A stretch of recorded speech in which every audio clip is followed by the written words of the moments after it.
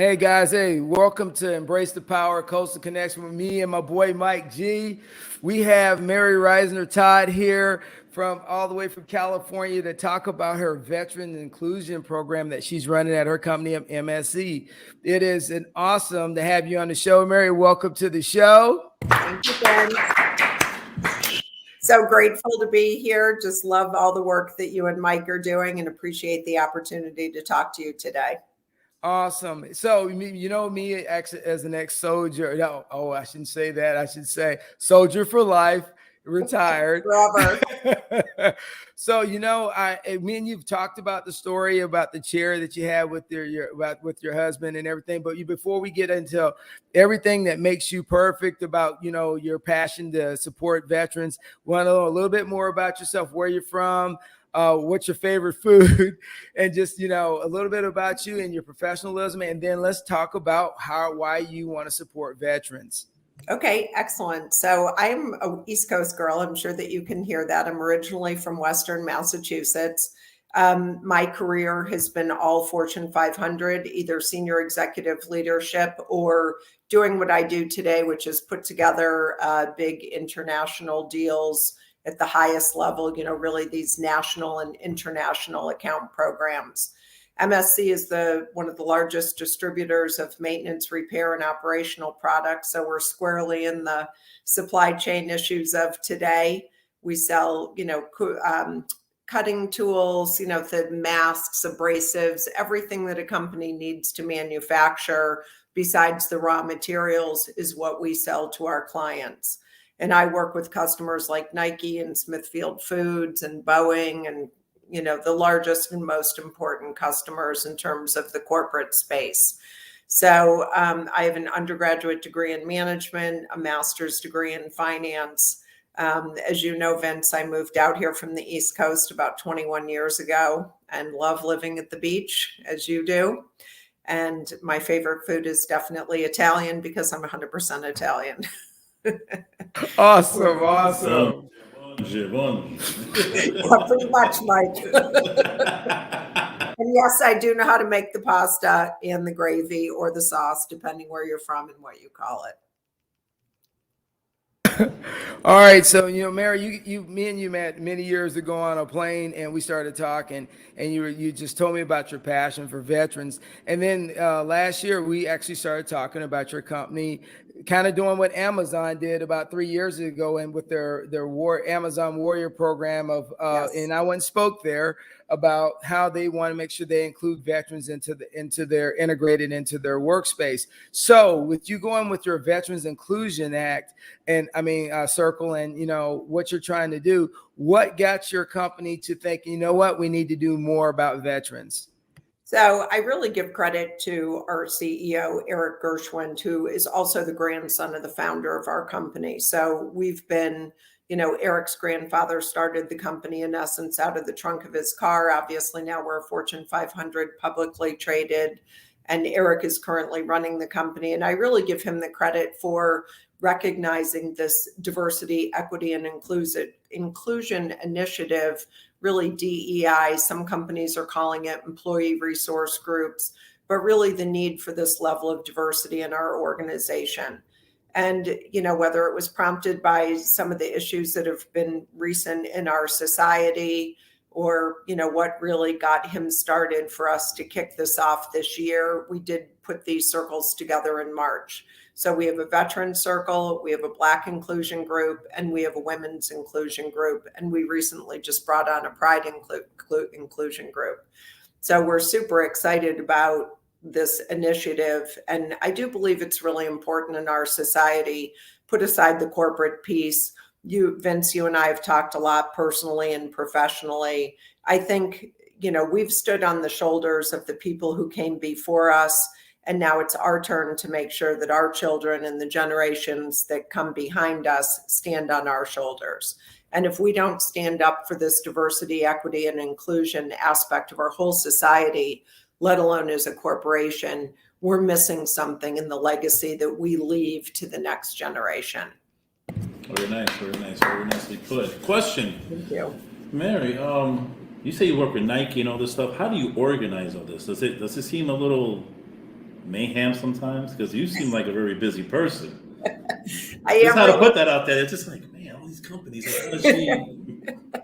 I am really busy, and the DEI space, has really given us the second full-time job. We all laugh, but no, I mean, the main part of my job is to work with Fortune 500 companies and put these national programs together. But now this DEI piece has really taken some of us as senior leaders, and it really is another job, so to speak, but one that we just love doing. For me, I'm just a naturally organized person, Mike. I just grew up that way. I don't know why I'm like that. I remember once in one of my old jobs, a professional organizer was hired to come into the company. They walked over to my office. They looked around and they said, "We're done here." And left. I opened my drawers, some things like That's a good thing. That's very good. I mean, you're A, B, C, and that's how you keep it going. You got to keep it going. And especially, I think, as a professional, you've got to be super organized. You're juggling a lot of different deals at the same time. Then you've got, your personal life. I raised a son by myself. You've got to really stay on top of things. So a lot of lists. So, Mary, the one thing I would ask is this, so as your program grows, right, your Veterans Inclusion Circle grows, the one thing that I saw, like with Amazon and with other companies that I worked with when I was in the military and as I've gotten out is, the problem with a lot of veterans is they don't know you exist. And so, like, even veterans that would like to get a job at MSC, how are you working with HR? How are you working with the other industries, with other offices within your corporation to kind of get the word out so that you get the flavor of the qualified veteran that's looking for that next challenge or chapter in their life, and Army Reserve or National Guard? I never want to forget about the two-time citizen brother and sisters, because they're constantly always looking for a challenge. No, and that's a great question. And we've already done a lot this year. So we're working on a lot of awards, because if you think about, if I'm Jewish or Catholic, you can't tell from looking outside. You can't, obviously you can tell I'm a woman, you can tell if you're a person of color, but you can't tell if the person was a veteran. So it is really important for us to have a culture and a set of programs that really cater to the veterans. So the first thing that we're doing at our company is we're part of the American Corporate Mentorship Program. It's called ACP. It's a program out of New York City. I've personally been involved with it for 3 years, and a number of our senior folks are involved in it. And what we do is we mentor people who are just getting ready to come out of the military. So they're typically at that 6 to 8 months, Vince. They know that their time is coming up. In essence, their date has been set, and then we start to work with them. For me personally, the vets I've worked with, the active military, I focus on their resume, their vernacular. How are they transitioning into civilian language and civilian discussions? And then I focus with them really about kind of letting go of some of the things. Like one of the last women I worked with, I could even hear her over the phone, in essence, standing at attention.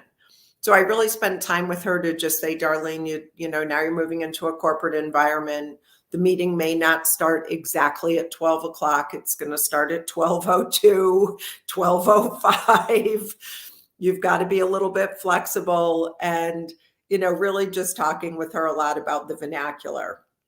Then for my circle, my co-chairperson is Mike Gordon, and he's just stepping up to become our executive sponsor. He's a former Marine. So what we did is we focused in our circle on getting actual awards and badges that can go out on our website so that active military and people transitioning know that we are a military-friendly company. We have a long way to go, but this year we got 3 really prestigious awards. So the first is the Military Spouse Employment Award. And what's really important about that is that military spouses face one of the highest unemployment rates in the country. And obviously the reason for that, as you know, Vince, is typically our military move.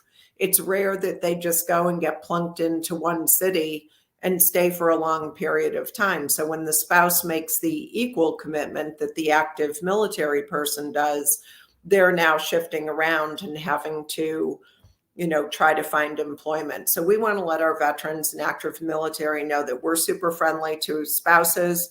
Being a national company, we've got the ability to move spouses around. And now in today's virtual environment, we can even do more.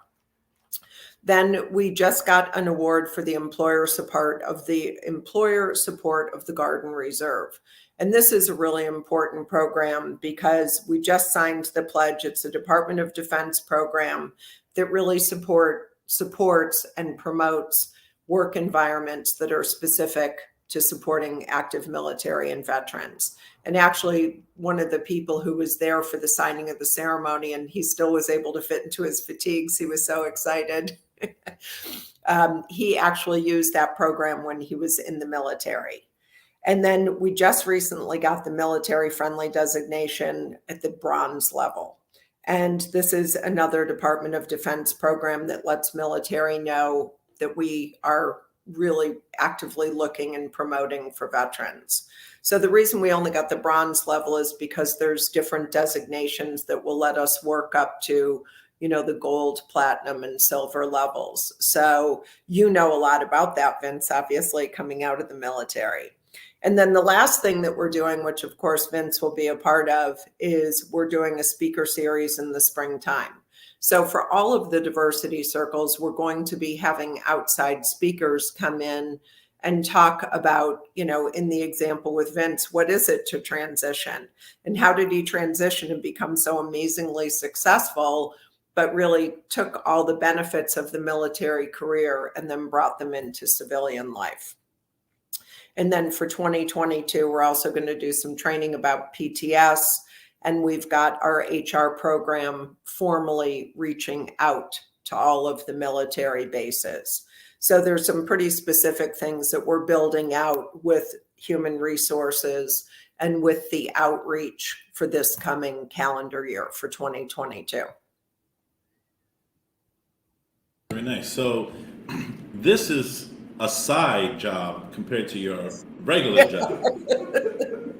See what I'm coming with this? That's what I do with my extra time, Mike. You're a very busy person. That's very impressive.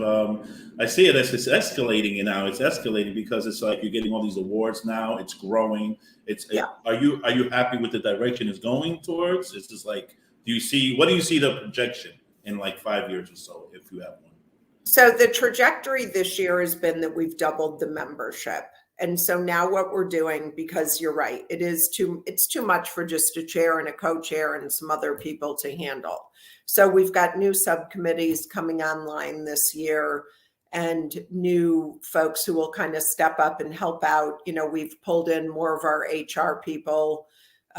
We've got a formal mentoring program that we built out just for the military, but it will fall under the umbrella of overall mentoring, Mike. So those are some of the things that we will continue to build out. So it sort of spreads the burden and lets many people share in the success as well. 5 years from now, I see diversity, equity, and inclusion being at all major corporations. I mean, virtually every company I call on has a major initiative. For us, our CEO, Eric, signed a specific diversity and action pledge for inclusion, but a lot of other CEOs are doing that as well. So I see in a few years, everyone being involved in this, and it sort of being the new foundation and the new way that everybody does things, but it's just a standard of business. We won't be calling it out anymore. Yeah, that's great. The Army, the military right now, but definitely the Army right now started a new program where they get 1 year or 6 months that they can go work at a company and the Army pays the bill for the individuals. It's called the partnership program, the corporate partnership program.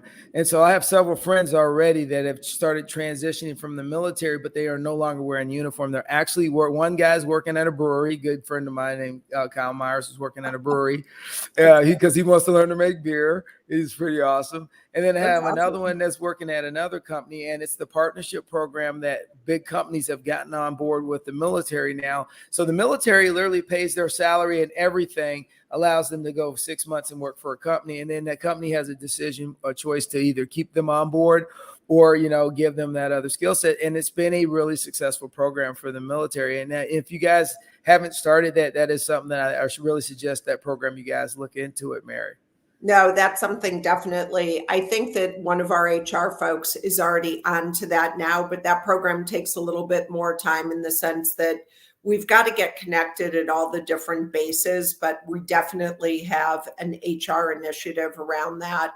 And because Mike stepped up from being the co-chair now to being our executive sponsor, he really wants us to lean into this, especially think about today's environment, right? We're all scrambling for employees, for associates, for workers. So we really want to take advantage of that and be able to increase our veteran and military population. We do have a number of folks who have come out of the military. We have one person who we're aware of who is active right now. He's actually overseas, but we really want to take advantage of the military and bring that skill set into our company at MSC. We see huge value in it. Well, because then the military gives you that opportunity of having that a couple skill sets. One is always being on time. Always on time. but very well organized. That's it. But Mary, and I'm gonna pass it over to Mike real quick here. But one thing I really want to ask you is that it's congratulations on the awards as you guys move forward, because those are big incentives that make a difference in the way our society views people, and definitely the military looking going forward to support as this wars wind down and veterans are starting to look for opportunities. I'm glad to see that MSC is an option for many of them. And then I'm going to pass the mic to Mike now. Yeah. Mary, it's been a pleasure. It's been a pleasure. It's a lot of information, compacted. I want to see 6 months from now, 12 months from now, have you back and see how it grew, because it's unbelievable.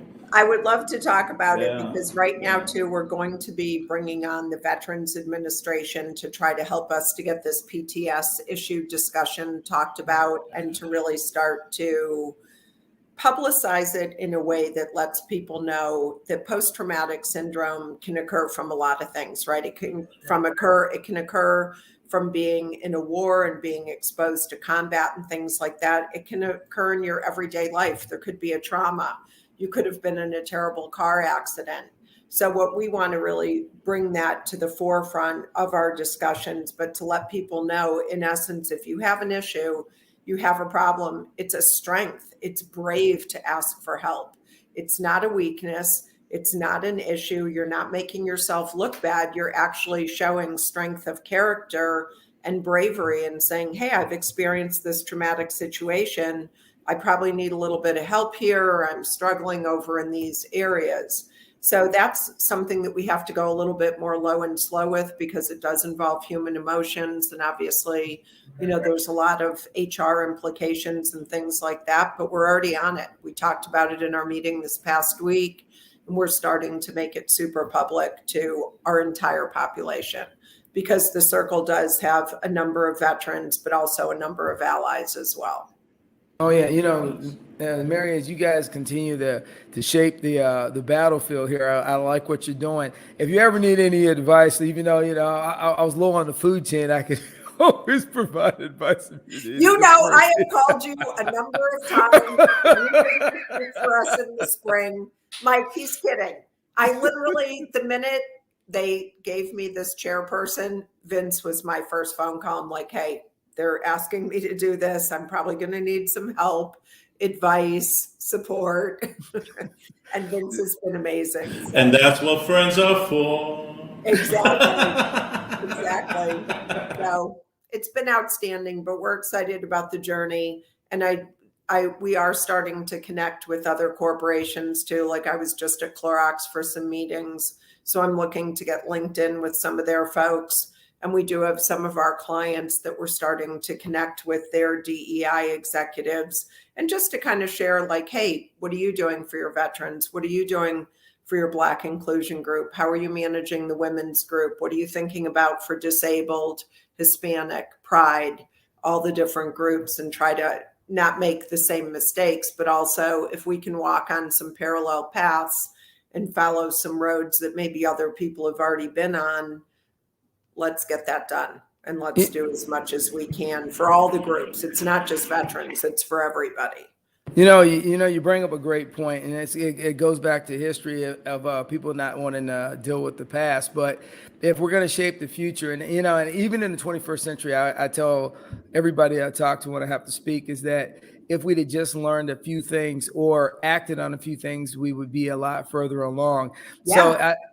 So as you're looking at your company, it's a breath of fresh air to see you guys rising to where you're going. And you know what, Mary, don't stop. And the thing I think that's more important is that it's not just it's about the human condition. It's about the human network. It's about associative thinking of making the environment better. And when you make the human environment better, people want to come to work. It's not always about money. Sometimes it's about people just caring about the fact that you're there, Well, there's a book that Dr. Stephanie Johnson wrote, and she spoke to all the inclusion circles maybe a couple of months ago. We had an internal diversity day, and the book is called Inclusify.